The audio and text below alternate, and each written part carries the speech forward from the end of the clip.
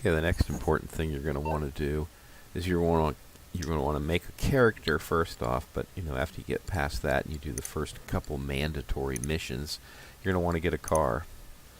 Now you're going to get the opportunity to steal a car and have Simeon pay for all the upgrades.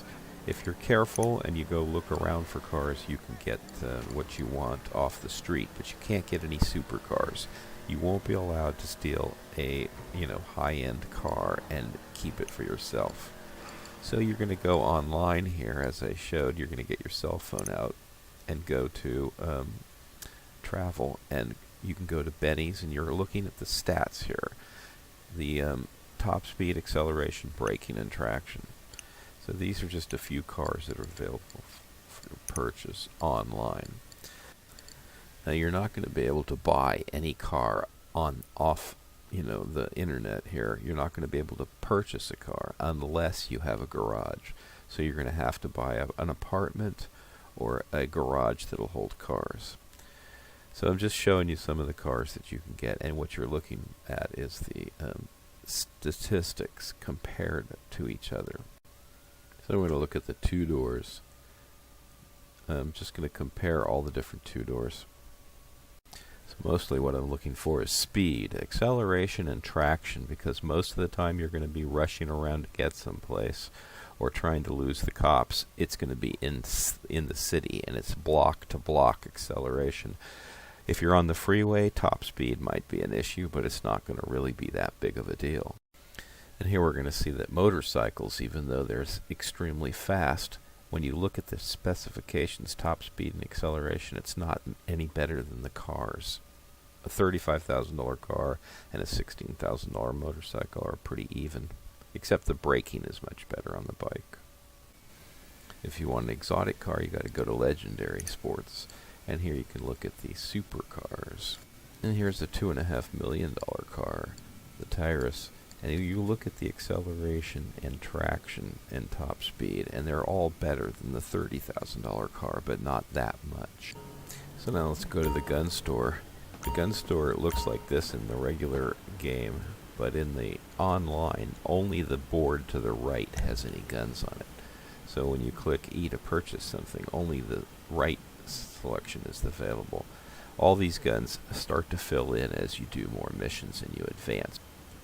So the mini submachine gun is a must-buy because it's what you can use while driving. It pretty much is the same as the regular campaign. If you're going to be driving the car, you can use a sawed-off shot or a mini shotgun, or the sticky bombs, or the submachine gun, and you need a submachine gun.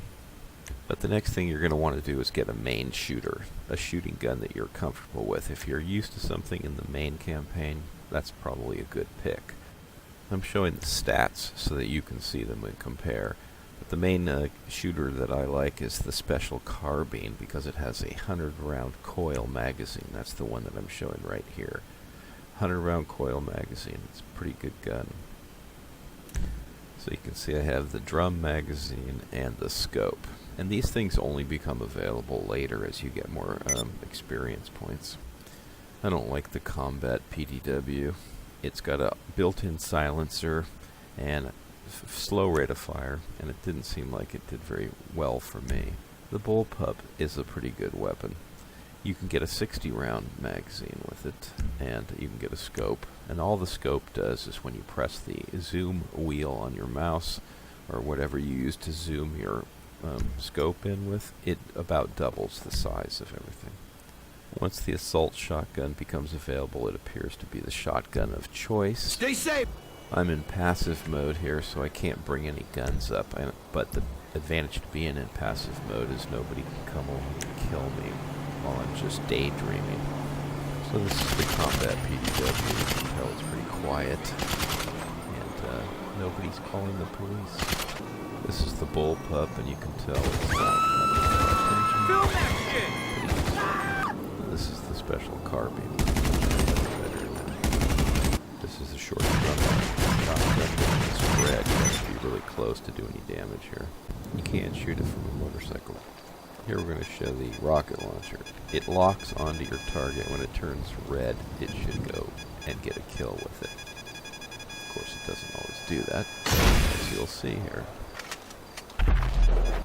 And when it's not locking to anything, you can get a target. But otherwise, you just have to eyeball down the tube and just guess where it's going to go. And just eyeball down the tube, guess where it's going to go, and pull the trigger.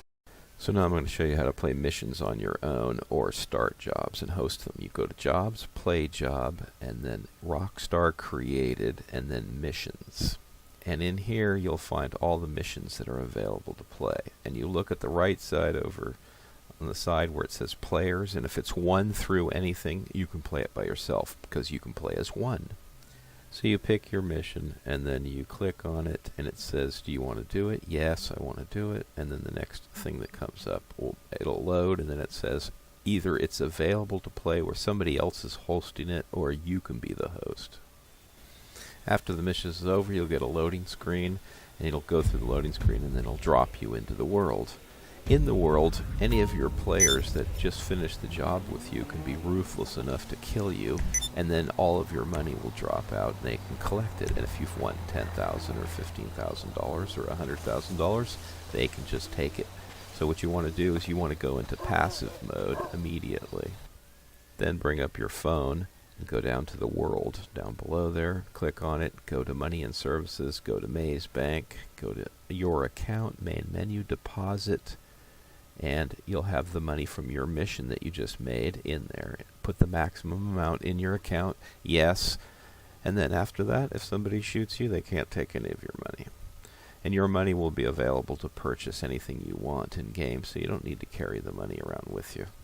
Then you bring your phone up, and you can look for the jobs and go start another job or do something else.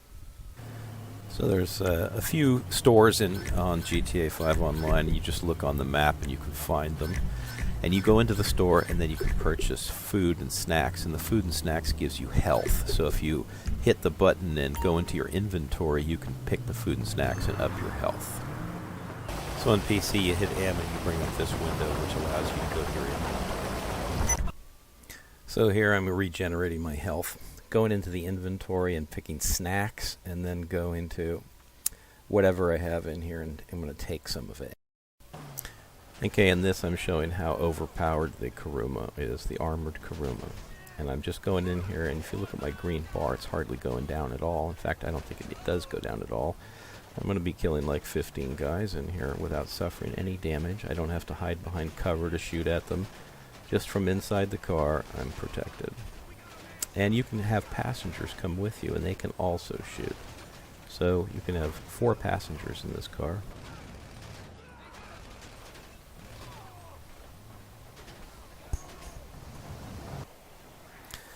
Okay, sometimes they'll spawn you in the middle of nowhere, and you don't know why. Why are you spawning up on Mount Chiliad, where it's going to take 5 minutes to go anywhere? So you look at the options and the last spawn location, and you can set where you want to be spawned. In the beginning, maybe it has random automatically set, but after you get a house, you can spawn at your house.